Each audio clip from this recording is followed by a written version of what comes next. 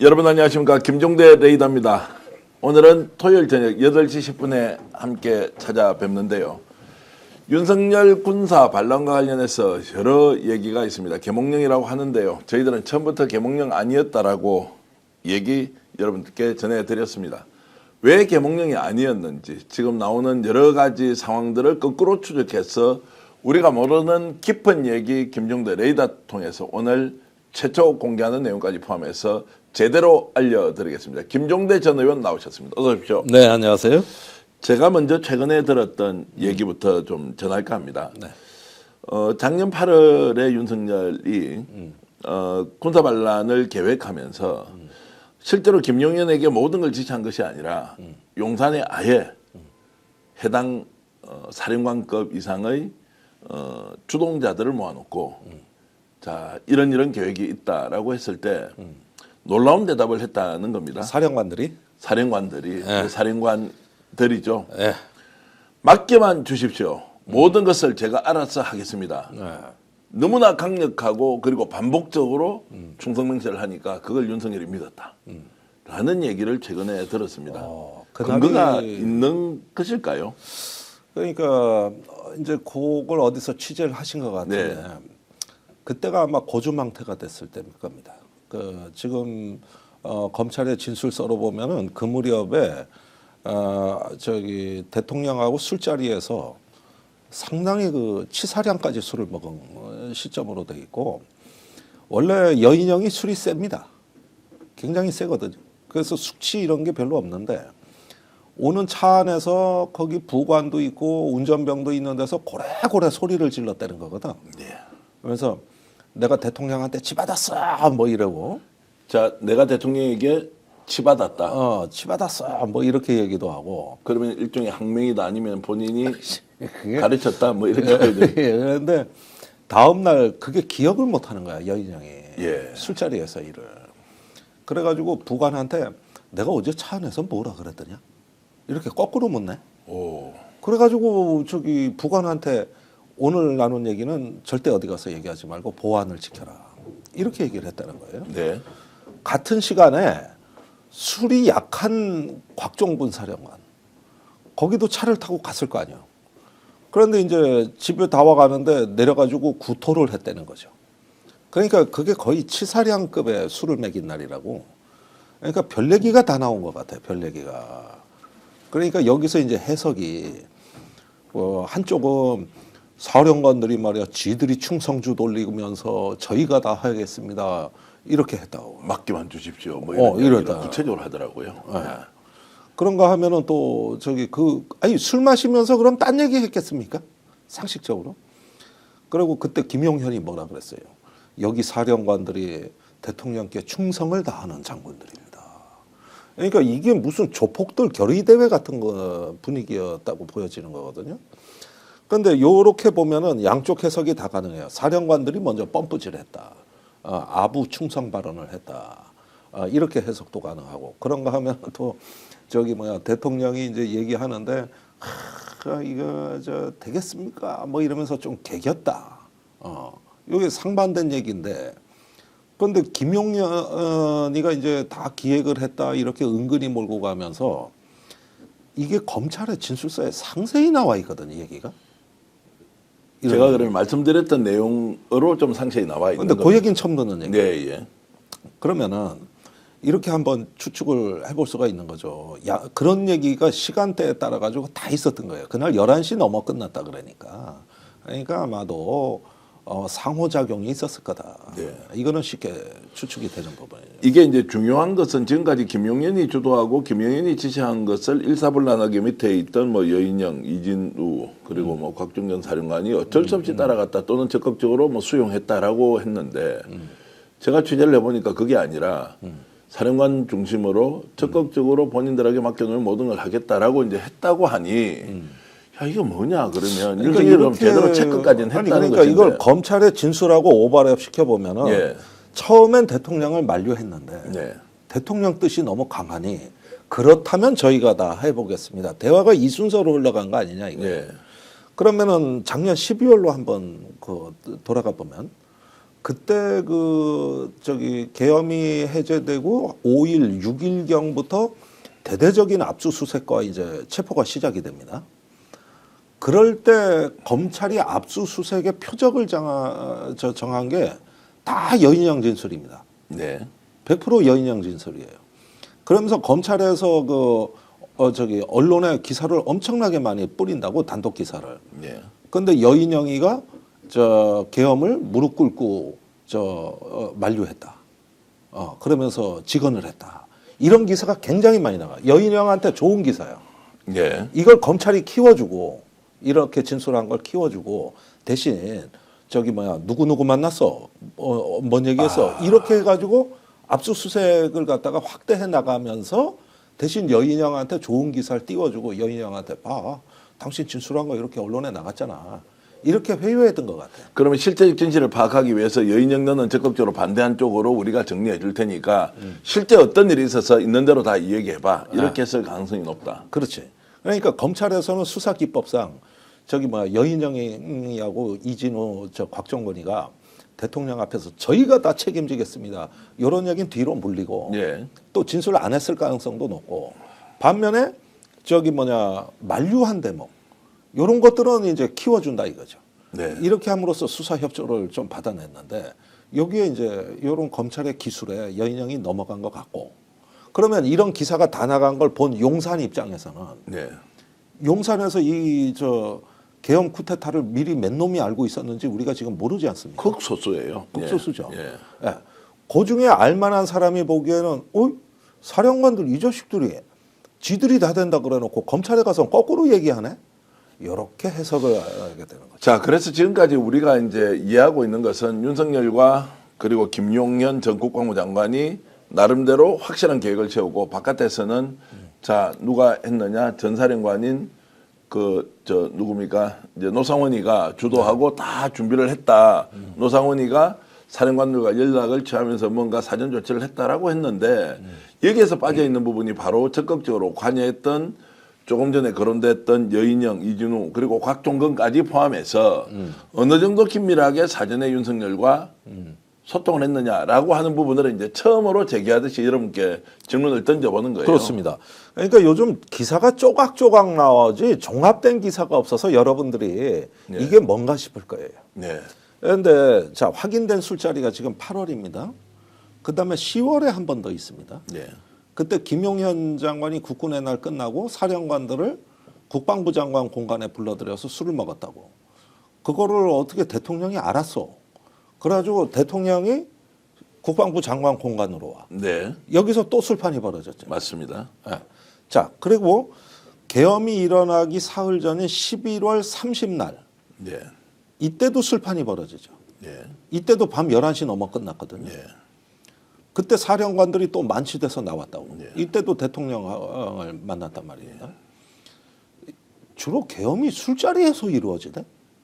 거기에서 충성맹세를 하고 알아서 하겠다라고 이제 했는데 지금 와서 왜 자기들은 마치 그러니까 적극적으로 관여하지 않은 것처럼. 이게 이 계엄이라는 게 아무리 봐도 거사잖아요. 네. 그러다 보니까 이게 술 기운을 빌려가지고 어떤 그 상호작용을 일으키면서 이렇게 고양이 된다 이거예요. 네. 그렇게 보면은 술 취한 계엄이에요. 이게 술 취한 계엄. 자, 술찬 경험이어서 이게 해프닝이다 또는 뭔가 경고용이다 이렇게 이제 해석되는 것은 저희들이 경계를 하면서 요 내용을 여러분들께 이제 알려드리면서 김종대 레이더를 통해서 분석을 듣는 것은 윤석열은 사전에 치밀하게 준비하고 확인하고 예행 연습까지는 아니지만 당사자들을 불러서 문제 없겠느냐. 그런데 왜 윤석열은 이 당사자의 말을 듣고 실행을 했느냐. 본인이 군에 안 가서 군대의 속성을 몰랐다. 또는 요즘 그러면 사령관까지는 다 통제가 되는데 그 밑에 있는 부하들 뭐 대령이라든지 아니면 실무 라인으로 가서는 말을 듣느냐 안 듣느냐 이런 것들은 체크가 안 된 것 아니냐라는 이제 얘기가 있어서 일단은 사전에 긴밀하게 소통하면서 작전 지휘와 그리고 본인들이 어떤 역할을 할 것인지 내통했다라는 전제로 이번에 내란 사건이 수사되어야 한다라는 이제 문제 제기를 좀 하고 싶은 겁니다. 네, 맞습니다. 그러니까 군대에 그런 말이 있습니다. 지시는 1%, 확인이 99%. 예. 1% 지시를 하면은 나머지는 확인 과정인데 이게 준비가 됐냐? 어디 협조가 됐냐. 그다음에 이제 아래에서는 다 대기가 충분한가.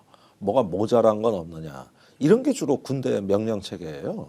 그런데 저기 대통령한테 아부성, 충성 발언을 마구마구 쏟아내서 결국 대통령으로 하여금 얘들이면은 되겠구나. 이런 일단 착각을 심어줬고 반면에 돌아와서 보니까 이거 함부로 얘기를 할 수가 없거든. 원래 이런 큰 일을 하려면 협조 회의도 해야 되고 예행 연습도 해야 되고 또 그에 맞는 훈련이라든가 임무 숙지라든가 이게 굉장히 할 일이 많은데 못했다고. 보안이 새버리니까. 그러니까 이게 사령관들의 이중 플레이 아니냐 이거예요. 대통령 앞에 가가지고 큰 은혜를 입었잖아요. 막 진급을 막 시켜주니까. 자, 그래서 이 부분은 진실된 내용이 뭔지 반드시 확인을 할 필요가 있다. 이들이 적극적 동조가 아니라 더 나서서 우리한테 맡겨주면 군사 반란 반드시 성공시킨다라고 하는 확신을 윤석열에게 심어줬다는 내용. 공범 확실하다라는 전제로 경중을 가려야 한다는 말씀을 드리고요.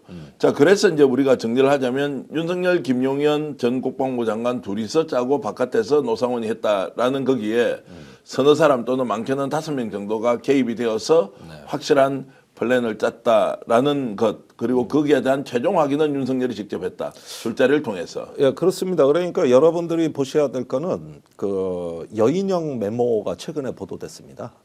그러니까 이 술자리 멤버가 어떻게 짜여지는가를 보면은 못 믿을 사람 쟤는 안 돼. 쟤는 제껴. 그래가지고 여인영 메모에 강호는 안 돼. 이렇게 돼 있거든요. 그게 강호필입니다. 예. 지상작전 사령관. 예. 그 중요한 역할을 맡겨야 되는데 이런 핵심 모의 과정에 참여를 안 하죠. 그리고 강호필한테 계엄 얘기를 했다 되치길 당합니다. 강호필이 뭐라 그랬냐면은 절대 찬성 못 한다. 네. 이건 병력이 훈련이 안 돼 있는데 어떻게 하냐. 나 전역 지원서 내겠다. 이래버리죠. 네. 그 다음부터 영인영이 강호는 안 돼. 지 육사 선배고 상급자인데 사성 장군이니까. 딱 그 선을 긋는 메모가 나오죠. 그 다음에 특전사. 그 다음에 정보사. 네. 그 다음에 시옷 수방사. 그 다음에 비읍 방첩사. 이렇게 암호문같이 뭐 이렇게 저 메모를 쓰면서 요 멤버들을 갖다 관리하는 멤버가 네. 나오잖아요. 그러니까 이때는 하나의 파벌이 탄생한 거예요. 파벌이 탄생한 거라고. 자, 내란 파벌이. 자, 그 부분에 대한 것들은 좀 이따 질문을 좀 더 이제 재밌게 제가 이끌어 가보겠습니다. 그 내용도 좀 짚어드리면서 여러분들이 처음 듣는 얘기, 저희들 의혹 제기 오늘 한번 판단해 보시기 바랍니다. 자, 그 전에 그러면은 이 군사 반란을 내부에서 모의하고 윤석열이 김용현 그리고 밑에 있는 사령관들하고 다 짰다. 충성맹세까지 했다. 그러면 용산에서 실제로 실무적으로 지휘하는 실무자는 누구였나? 윤석열이 바로 김용현만 하고 다 빠졌겠느냐? 분명히 거기에 누군가가 역할을 했을 것이다. 이 부분이 지금 현재 드러나고 있지 않습니다. 그게 비화폰 서버입니다. 예. 김영현이 비화폰으로 누구누구와 통화했는지 그 데이터가 필요한 게 바로 그거예요. 예. 대통령은 군을 몰라. 근데 김용현이가 아부를 해. 그러면서 확신을 심어줘. 그러면 확인하고 싶을 거잖아. 누군가가 야 김용현 저 말이 맞냐? 그렇죠. 그리고 실제 국방부가 그거 할 수 있냐? 그러면 대통령 바쁜데. 그리고 맨날 술 먹을 수도 없는 거고. 누군가가 그 대리인이 있어야 될 거 아니에요. 예. 이걸 점검하고 체크하는 사람. 이게 비화폰 기록에 남아있냐 안 남아있냐. 이런 거 수사해야 되는 거 이런 거. 근데 그 외 수사가 지금 현재는 예를 들자면 자 비화폰 문제는 경호처의 문제니까 잠시 후에 얘기를 하기로 하고요. 그러면 예를 들어서 이제 안보실 라인에서 군사비서관이라는 직책이 있는 거죠. 국방비서관. 국방비서관. 예. 누군가는 지금 바깥에서 모이든 실행 계획이든 예행 연습이든 하고 있는 것을 체크했을 텐데 이 사람에 대해서는 전혀 의혹 제기조차도 되지 않고 있습니다. 그렇죠. 거기서 이제 수사가 멈춘 거예요. 예. 그러면서 검찰은 여인영을 통해서 가이드라인을 짰어요. 거기서 이제 공소 제기할 공소장에 상한선이 정해지고 그 이상 확대를 안 하고 모든 게 멈춥니다. 예. 멈춰버리죠. 그런데 최근에 꼬리 하나가 밝힌 게 있습니다. 그 용산의 홍보기획 비서관이 외교부 부대변인한테 그 외신 기자들한테 나눠주라고 그 계엄의 당위성을 설명. 보도자료 비슷한 게 있었죠. 이게 계엄 이튿날 예. 그러니까 해제되고 나서 외신 기자들한테 배포됐다 난리 난 적 있죠. 예. 근데 그게 용산에서 보낸 거라는 게 확인이 됐잖아요. 진술을 그렇게 했죠. 예. 맞아요. 계엄 업무에 종사한 용산의 인물이 확인된 유일한 사례야. 예. 이게. 그러면 외교부만 그렇게 했겠냐고. 외교부만. 쪽지를 나눠준 부처는 다 대상이라고 봐야 되는 거예요. 그러면은 지금 그걸 수사했냐? 그때 계엄의 당위성을 얘기한 그 저 용산 직원을 소환 조사를 했냐? 안 했거든. 근데 그게 단순히 홍보기획 비서관실에 있는 비서관 정도가 보내서 할 일이 아니잖아요. 내용으로 그렇지. 뭐. 아니, 그 상위에 누가 있을 거 아니냐고요. 그러니까 12월 4일 날 지가 알아서 계엄을 정리해? 그래가지고 외교부를 동원한다? 택도 없는 얘기지. 그 위에도 누군가 전체적으로 판을 짜고 정리하고 역할 분담을 했던 사람이 있을 텐데. 있고 애시당초 문건 작성자가 있는 거예요. 예. 이걸 김용현이가 지가 작성했는데 노트북을 망치로 부시게 해서 증거인멸했다 이래 얘기를 하는 거예요. 근데 그 노트북에서 실제로 했는지 안 했는지 모르는 거고 이게 잘 정리된 문건이기 때문에 이건 누군가 제3자가 했거든. 우리가 추정하면 그 정도를 정리정돈할 급은 수석급 이상이다. 당연하죠. 최소. 예, 당연하죠. 그러면은 이 내란과 관련돼서 용산 내부에서 업무를 실무적으로 총괄한 사람 분명히 있었을 텐데. 아, 있죠. 그리고 장관들한테 쪽지 나눠주고 예. 그 실무자도 저 최상목 대행은 직원한테 받았다 그랬지 않았습니까? 네. 그리고 또 뭐 이렇게 쪽지들 나눠줬는데 그 저기 한 번은 하나는 그게 그 봉투에 담겨서 왔는데 대통령실 로고가 선명하게 찍혀 있더라는 거예요. 예. 그러면 쪽지 나눠주는데 그 쪽지 다 1, 2, 3, 4, 8번까지 번호 매기고 장관들 오면 차례대로 나눠주고 이런 거 다 했던 그 실무자가 있을 거 아니에요. 실무자는 전달만 했지 그것을 만든 사람이 누구냐. 대통령이 직접 만들지 않았을 거 아니에요. 그렇죠. 자, 그런데 지금 이제 나오는 얘기는 정진석 실장은 여기에 깊이 개입한 흔적이 없다. 참여도 하지 않은 것 같다라는 이야기가 중론인데 그러면 비서실장이 만약 하지 않았다면 누가 했을까? 안보실장? 또는 안보실에 있는 고위직? 그러니까 그때 당시에 정진석, 신원식, 안보실장, 비서실장 둘에 대해서는 경질서열이 있었거든요. 그렇습니다. 곧 바꾼다 그랬어요. 예. 일주일 안이라 그랬어. 예. 근데 바꾸기 전에 계엄이 먼저 터진 거예요. 예. 그러니까 정진석, 신원식에 대한 견제 발언은 계속 나왔다고. 그때 나온 말이 아무것도 하는 일 없고 민원 처리만 한다. 두 실장 뒷방에 늙은이다 말이야. 이래가지고 용산이 슬쩍슬쩍 언론에 언론 플레이를 했다고. 그렇게만 보면 배제된 것 같아. 네. 요것만 딱 보면은 배제된 것 같아요. 그런데 사실은 어떤 용산에도 김건희 라인이 있지 않습니까? 그러니까 이렇게 비선으로 움직이는 라인들을 일단 의심해 볼 만하죠. 자, 그래서 이제 안보실장, 비서실장이 배제되었다는 전제하에 약간 여러분들 저희들이 이제 소설 쓰는 것처럼 하는데 저희들이 한번 합리적인 추론을 하면서 접근해 보겠습니다. 그렇다면 이제 누가 윤석열을 대신해서 김용현을 연결하고 장관들에게 지시를 하는 것들을 만들고 기획했느냐라고 하는데 언급하셨던 김건희 이름이 나오고 경호처가 나오는 거예요. 여기서. 그러니까 지금 경호처는 김건희가 완전히 살아있는 권력으로 지금 그 사실상 한 몸이 돼 있습니다. 네. 그리고 대통령실에 우리가 아직까지는 정체가 파악되지 않은 계엄 세력이 존재한다. 내란 세력이 존재한다. 근데 이 부분은 우리가 12월부터 제기했던 의혹이에요. 분명히 이거는 용산의 컨트롤 타워는 따로 있다. 그거 제가 한 말입니다. 네. 그리고 어디에 비밀 컨트롤 타워 기획그룹이 존재할 것이다. 기획그룹이. 그런데 지금까지 그게 나타난 적이 없는 거죠. 드러난 적이 없는 거예요. 반면에 김용현의 국방부와 합참은 좀 털렸어요. 이런 데는 이제 또 멋모르는 계엄사령관의 어리버리한 태도부터 해가지고 뭐 이런 거는 군인들의 보고 들은 사람 증언이 많기 때문에 진술이 많기 때문에 어느 정도는 그림이 나왔다고. 근데 이 사람들은 국방부 장관의 참모 조직입니다. 국방부 장관의. 네. 그러나 이 계엄은 윤석열의 뜻을 받들어서 한 거 아닙니까? 네. 그러면은 기획그룹은 국방부에 있을 수가 없죠.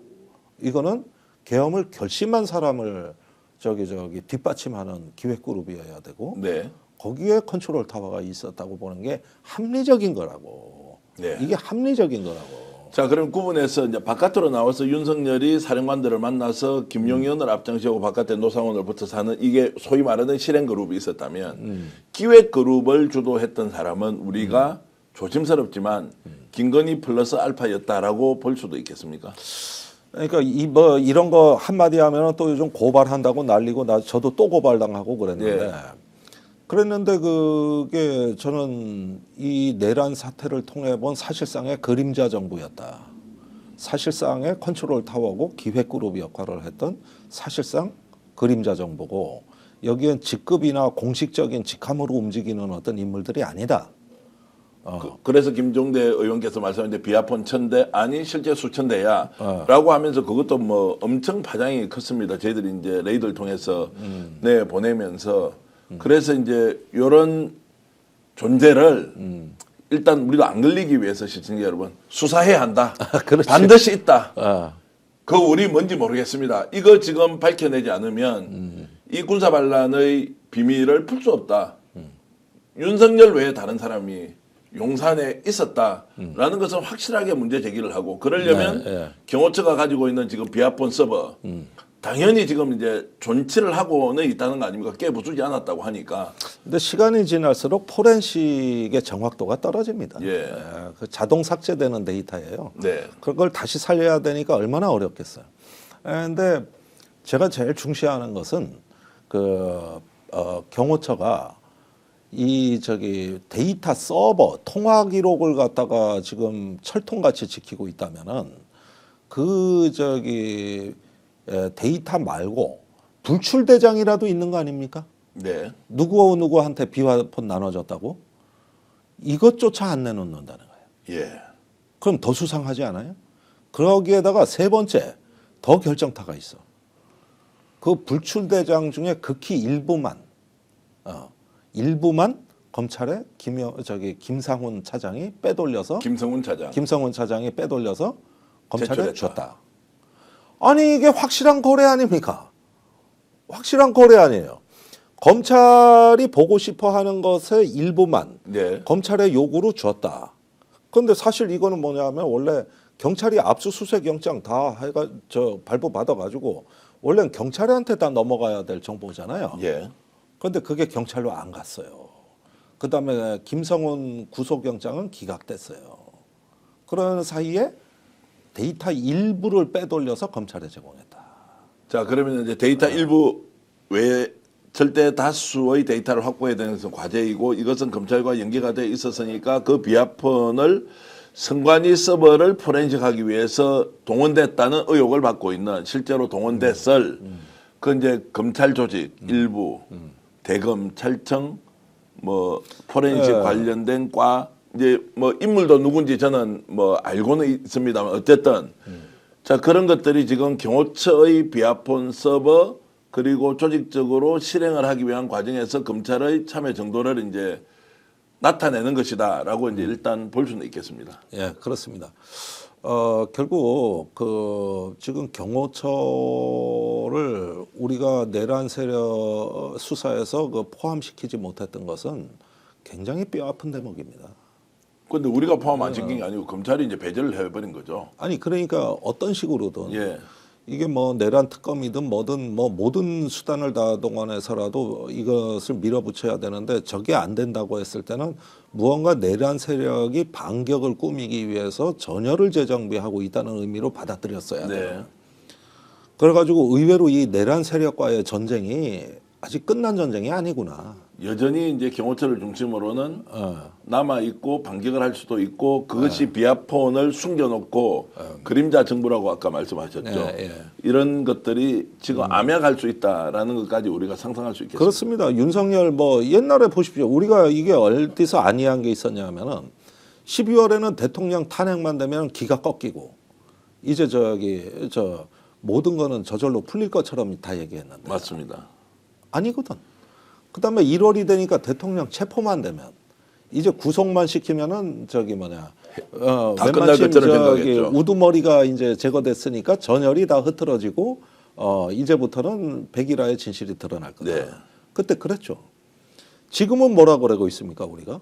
대통령이 헌법재판으로 다음 주에 파면만 되면 이제는 진실이 승리하는 어떤 그게 이제 곧 결과가 다시 것이야. 항상 이런 식이었어. 자, 그것도 항상 이런 식이었다. 여전히 김건희는 안에서 바깥에 출입하면서 뭔가 작업을 하는 것 같아요. 그런데 그 기획을. 사이에 이것만 2, 3만 넘으면 끝이겠지. 예. 그 깔딱고개 하나 넘으니까 또 산이 나타나고 넘으니까 또 산이 나타나고 완결된 게 아니거든.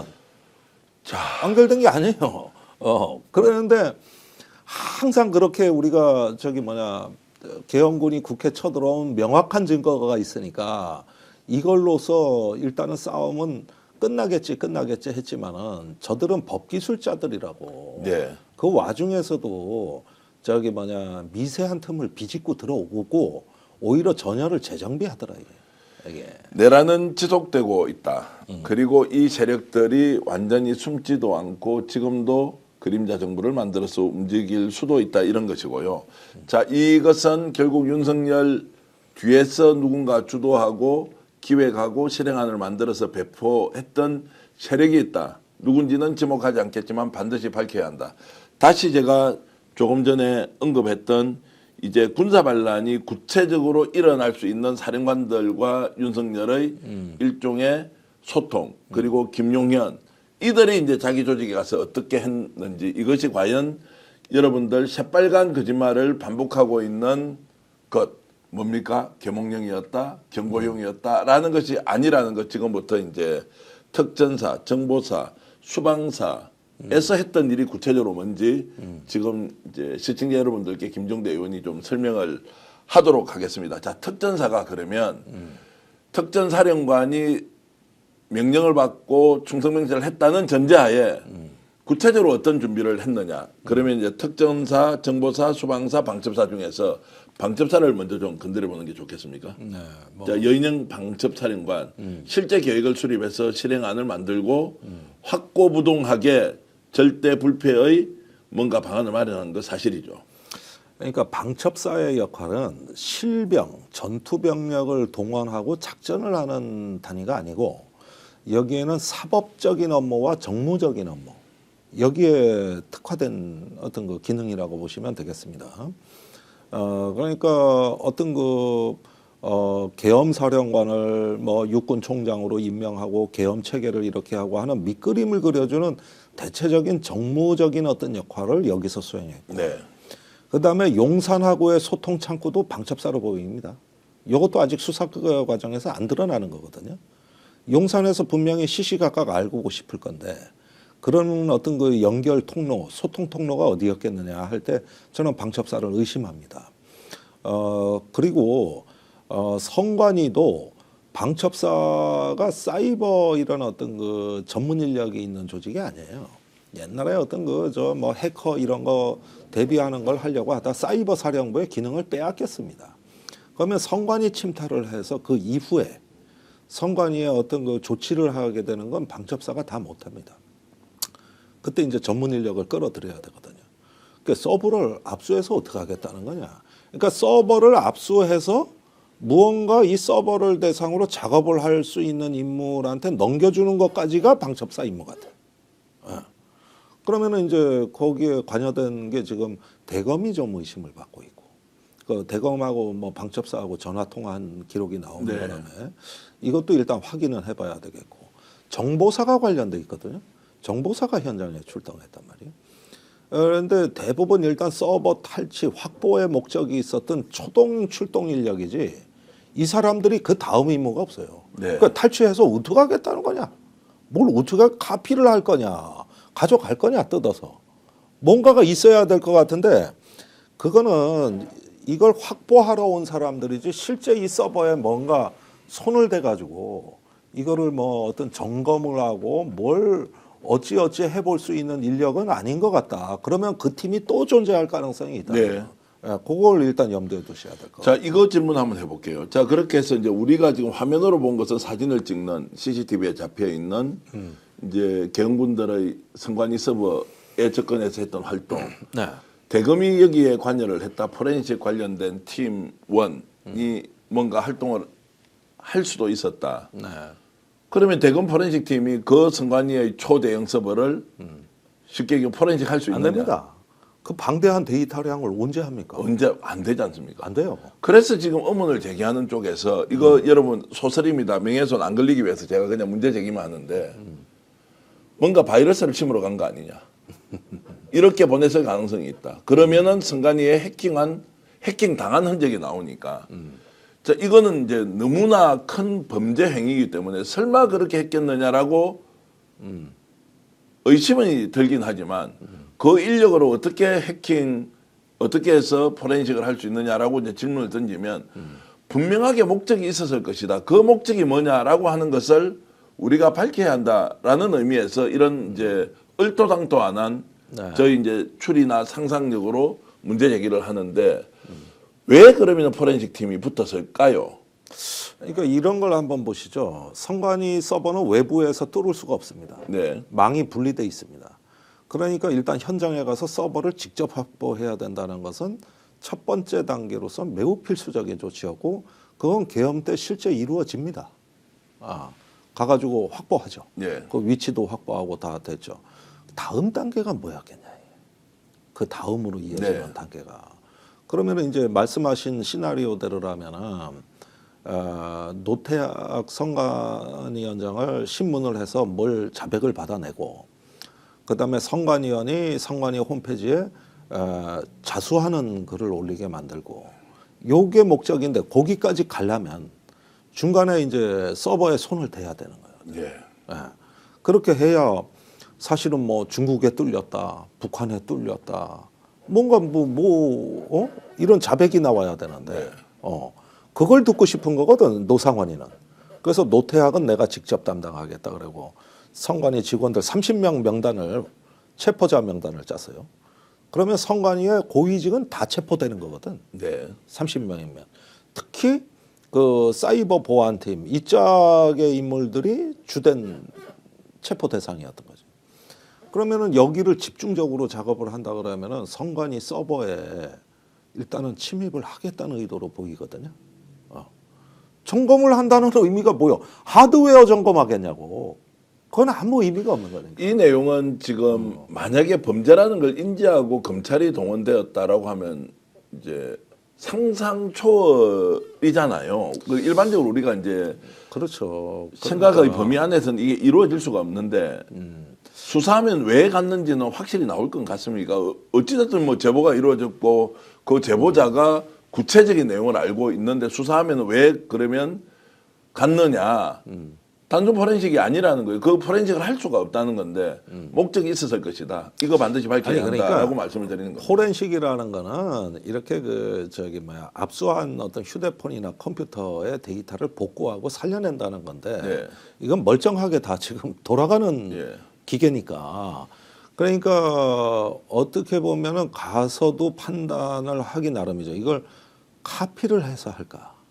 아니면은 있는 그대로 놔두고 작업을 할까? 뭔지는 알 수가 없죠. 그건 알 수가 없는데 이렇게 그 무작정 그냥 쳐들어가려고 계엄을 일으킨 건 아니란 말이에요. 무언가 행동을 하기 위한 거란 말이죠. 그럼 그거 어떤 팀이 하기로 돼 있었던 거냐 이거죠. 그런데 대검 전화 왜 왔느냐? 또 대검에서 곧 사람이 올 거라 그랬단 말이에요. 방첩사에서.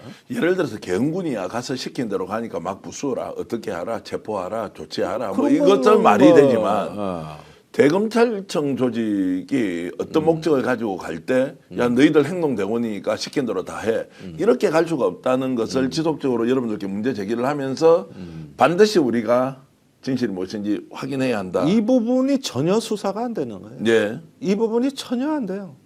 이게 노상원이 입을 안 연다는 이유 하나만으로 더 이상 한 스텝도 나가질 않았어요. 자 대선 이유가 되든 대선 과정에서 나오든 아니면 이 검찰 조직이 그냥 아예 해체가 되는 수준으로 뭐 개혁이 되고 나서 수사를 하든 이 부분 반드시 밝혀야 한다는 것이고 시간이 없기 때문에 제가 속도를 좀 더 내서 가보겠습니다. 군사 도발과 관련된 부분도 흔적막 나왔습니다. 자 북한에 무인기를 보내서 아예 돌아올 수 없는 배터리 양을 채워놓고 거기 그냥 떨어지게 했다. 추락하도록 했다. 그리고 석대는 동해안 쪽으로 날렸는데 거기서 행방이 이런지 저런지도 모르겠다. 까지 이제 나왔습니다. 이것이 이제 전쟁 행위를 유발시키기 위한 것인데 오늘 조심스럽지만 한번 더 해볼까요? 자, 물 밑에서 뭔가 있었다. 북한 영해까지 아예 들어갔다라는 소문도 있고, 이거는 군사 또 안보적인 문제가 있기 때문에 그것이 맞다 안 맞다라고 따질 수도 없는 것이다. 구체적으로 전쟁 유발을 했는데 그게 무슨 전쟁 유발이냐라고 하도 반격을 정말로 수준 이하로 하기 때문에 있는 거 다 밝혀야 되는 거 아니냐라고 하면서 제가 도발 유도 관련된 질문을 좀 드리고 있습니다. 근데 북한 영해까지 가려면은 소형 잠수함이어야 돼. 잠수 정예여야 돼. 잠수함은 못 들어가요. 예.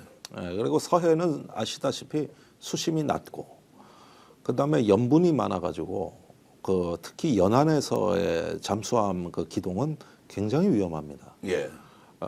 그래서 원래 2010년에 천안함 사건이 났을 때도 처음에 북한 잠수함 소행이라고 믿지 않은 이유가 바로 여기에 있었던 겁니다. 예. 그런데 일단은 그때도 저기 북한 영해에서 다소 떨어진 백령도 인근에서 벌어진 사건 아닙니까? 천안함 사건도. 그런데 직관적으로 이해하기가 어려웠던 건 그게 가능하냐 이런 문제였거든요. 그래서 나중에 국방부가 만들어낸 논리가 서해 먼 바다로 디귿짝으로 들어와서 그런 기동을 했다. 이거는 그때 국방부 조사단이 무슨 증거를 갖고 한 얘기가 아니라 그건 추정이에요, 추정. 그런데 그 위험은 우리 잠수함도 똑같은 위험이 있는 거거든요. 그런데 우리 잠수함은 북한 잠수함보다 크기가 큽니다. 미국 잠수함은 더 크고. 그런데 자그만 뭐 무인 잠수정을 보냈는지는 몰라도 이건 가능성을 여러 가지로 봐야 되겠습니다만은 그렇게 됐을 때 일단 그런 작전을 하기가 용이한 장소는 동해고, 네. 서해는 이건 난이도가 굉장히 높아요. 그러나 먼 바다에서 위력 시위는 가능해 보입니다. 네. 약간 먼 바다.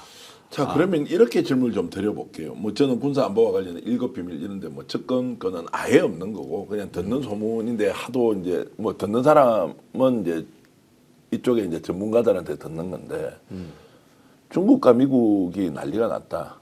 그 당시에 북한에서 절대 움직이면 되지 않는다라는 이런 얘기를 저는 들었는데요. 이거 소설 영역입니까? 아니면 그 정도면 중국과 미국은 어떤 위성 군사 위성을 통해서라도 이거 파악을 해낸다라고 하는 이 부분은 좀 질문을 드리면 어떻습니까? 아니 그런데 그 수중은 탐색이 어렵습니다. 뭐 어떤 정보 자산이 있든 간에. 예. 근데 가끔 이렇게 부상한 시간이 좀 길을 때는 이상 징후를 볼 수 있을지 몰라도 이게 수중에서의 탐지는 안 되는 거거든요. 그럼 수중이 아니면 공중으로 갔던 무인기에 대해서 이것이 어떤 그런데 목적인지 이런 거는 공중에 대해서는 그것보다 더 의미 있는 뉴스가 작년에 10월, 11월경에 이제 우리가 연평도, 백령도에서 포를 무지한히 많이 쏴댔거든요. 그때 교전이 일어날 것도 하등에 이상할 것이 없는 위험한 상황이었거든요. 그때 공격 헬기를 투입했다는 기사 나왔죠. 네. 그러면은 이거는 저기 북한의 해석하기에 따라서는 거의 전쟁을 걸어오는 걸로 해석해도 무방한 거예요. 한 번도 없었던 일이거든. 거기에 공격 헬기가 비행을 했다. 이래 되는 거거든요. 이게 아마 그렇게 된다면은 저기 기종이 뭐 링스 헬기나 이런 것들 바다에서 쓰는 헬기 같은 것들 이런 것들이 가능성이 있는데 이건 이미 언론 기사에 나온 거거든요. 네. 그러니까 무인기, 그다음에 저기 해안포 사격, 그다음에 공격 헬기. 이 정도야 뭐 우리가 지금 다 여러분들이 뉴스에서 다 보신 거예요. 자, 그러면 이제 북한에서 이것을 전쟁으로 인식하고 도발을 할 수도 있었는데 가능하죠. 대응할 수 그런데 있죠. 그걸 못하도록 한 것이 미국과 중국일 수 있다라고 제가 이제 질문을 하면 그것은 우리가 전혀 확인될 수 없는 영역이어서 답변조차 어렵다고 할 수 있느냐? 그렇죠. 그건 어렵죠. 어렵고 단지 이제 그 상상력을 동원하게 만든 계기는 노상원 수첩에서 예. 그 저 북한에다가 뭘 주지? 이렇게 물음표로 나오는 한 문장하고 네. 요것도 사실 우리가 언론 보도를 통해 알지 내용은 더 많을 수도 있어요. 그다음에 이제 정보사 영관급 2명이 몽골에 가서 북한 대사관을 접촉하려고 하다 걸렸다. 이게 거의 비슷한 시기에 이루어진 일이니까 거기서 이제 멈춘 거란 말이에요. 거기서 멈춘 거예요. 그 저기 영관급들이 가서 잡힌 건 큰 사건이거든. 이건 엄청나게 큰 사건이거든. 제가 이제 미국, 중국 또 한반도를 둘러싸는 이제 강대국에서 이 내용을 알았겠느냐 몰랐겠느냐라는 질문을 이제 제가 매우 추상적으로 던지지만 들었던 내용이 구체적이기도 하고 그리고 북한이 움직이지 않았을 때 이 삼국 특히 이제 미국과 중국이 그냥 쳐다보고 있었겠느냐 그게 아니었다라고 이제 하는 매우 좀 조심스럽고 민감한 내용들이 있어서 그렇지 않으면 북한에서 실제 도발했을 수도 있다. 교전이 발생했을 수도 있다라는 것 때문에 왜 이제 제가 이게 경고나 그리고 일종의 계몽령이 아니었다라고 하는 이제 이 부분에서 군사적 문제를 얘기를 하느냐면 북한이 도발을 할 수가 있었는데 하지 못했던 것이 윤석열의 속셈을 알고 있었기 때문에 북한이 하지 않았느냐 아니면 여기에서 태클을 거는 뭔가의 작용이 따로 있었다. 전자에 조금 무게를 두시는 게 좋습니다. 아 그렇습니까? 예. 그거는 좀 한 가지 제보가 있는데 네. 제가 이 자리에서 밝힐 수는 없고 네. 상당히 일리 있는 제보가 하나 있어요. 그러면은 이제 윤석열 군사 반란 세력의 의도를 북한이 알고 여기에서는 대응을 하면 되지 않는다라는 쪽으로 이제 제보를 받으신 것이 있다. 그렇죠. 그러니까 남북 간에는 예. 뭔가 이렇게 쳐들어갈 땐 북한이 얼마나 군사적 대응을 할지 다 계산하고 가거든요. 그리고 북한은 남측이 왜 이렇게 들어오는지를 또 계산하거든요. 뭔가 통한 구석이 있는 거예요. 네. 예. 오늘도 말씀을 나누면서 저는 이제 그 한반도를 둘러싸고 있는 뭐 중국, 미국 이런 쪽에서 어떤 식으로든 역할을 했을 것이라는 또 얘기를 들은 바가 있어서 네. 그렇게 했을 것이다는 정도만 제가 말씀을 드리겠습니다. 그러니까 했을 수 있다라고 전언이 있었다. 했다라고 이제 하는 순간 이거는 이제 루트가 다 드러나기 때문에 네. 아니 저도 벌써 한두 달째 갖고 있어요. 예. 그렇지만 내가 구체적으로 말씀 못 드리는 사정이 있다는 뭐 거예요. 당연히 저는 이제 그것이 뭐 있어요. 안보와 직결되는 문제이기 때문에 지금 김정대 의원 말씀은 북한이 이것을 사전에 인지하고 대응을 즉각적으로 하지 않아야 하는 상황에 대한 이제 여러 이제 정보가 있다는 정도로 이해를 하고요. 제가 김정대 레이더 진행하면서 저희들이 취재했던 것을 여러분들과 공유하면서 상상의 영역에서 또는 추론의 영역에서 좀 더 들어가 보면 이것이 절대로 경고용이나 또는 계몽령 수준으로 갔던 것이 아니다. 라는 증거에 대해서 반드시 우리가 진상을 규명해야 한다. 네. 저는 그리고 그것이 국가안보와 직결되어 있다면 비공개로 처리를 하더라도 수사는 해서 실제 진실이 무엇인지는 밝혀야 한다. 이런 말씀을 좀 드리고 싶은 거죠. 만일에 그때 국지전이라도 교전이 벌어졌으면 즉각 준비된 어떤 뭐 태극기 부대나 극렬 지지층 극우 유튜버 일원에서 이제 드디어 통일대전의 순간이 왔다 이런 어떤 그 메시지가 뿌려지면서 네.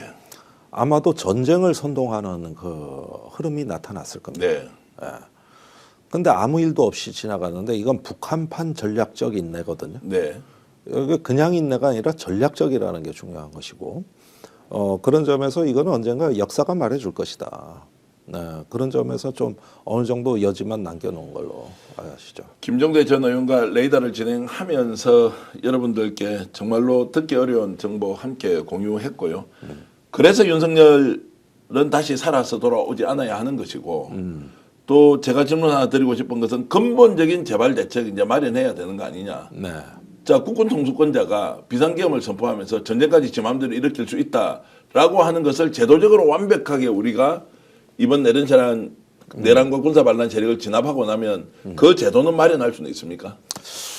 예, 어떤 일종의 국방 개혁을 통해서 이게 지금 이제 선거 국면에서 야당이 해야 될 일인데 어떤 국방 개혁에 대한 어떤 그 약속과 공약을 내놔야 됩니다. 그렇게 해서 완전히 새로운 국방 체제로 우리가 나가고 시빌 컨트롤이라고 하죠. 그 문민 통제. 이건 저는 시민 통제라고 할 수 있는데 우리 국방 정책의 어떤 투명성, 민주성을 강화하기 위한 획기적인 조치들을 이거는 반드시 명운을 걸고 정권의 명운을 걸고 해야 될 일이다. 네. 예.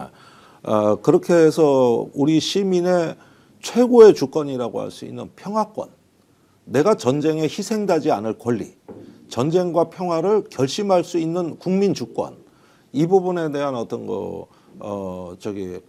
새로운 어떤 규범이 마련이 되고 절차와 제도가 형성이 됨으로써 국내에 호전적이고 극우적인 파벌이 등장하는 것을 막았고 차단할 수 있는 네. 이런 운영의 어떤 틀을 갖춰 나가는 거, 이게 우리가 민주사회로 가는데 아주 필수 불가결한 핵심 개혁 과제가 될 것이다. 이 점을 얘기하고 싶은 거죠. 여러분들도 함께 기억하면서 이번 조기 대선 과정에서 이 문제가 한 번 더 부각돼서 군사력, 국방력이라는 것은 평화를 지키기 위한 수단이지 전쟁을 통해서 이기기 위한 수단이 돼서는 안 된다. 그런데 이 군사력을 사적 권력 유지를 위한 수단으로 사용하면서 대한민국의 수만 명이, 수십만 명이 죽었을지도 모르는 그 계획을 내란 군사반란 세력은 획책했다. 이거 기억해야 한다고 보고요. 김종대 레이더 오늘 여러분들과 함께 했습니다. 저희들 열심히 달려가고 있는데요. 구독, 좋아요로 응원 좀 많이 해주십시오.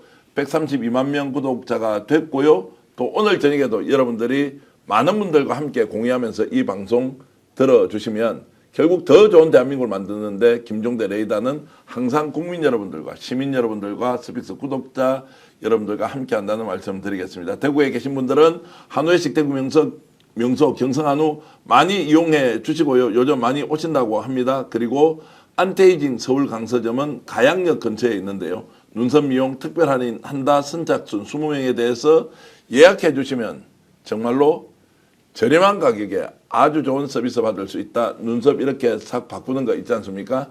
여러분들께 기회 제공할 테니까 필요하신 분들 이용해 주시면 고맙겠습니다. 오늘 김종대 레이더 주말에 함께 했는데 여러분 인사드리면서 모두 마무리하겠습니다. 안녕히 계십시오. 고맙습니다.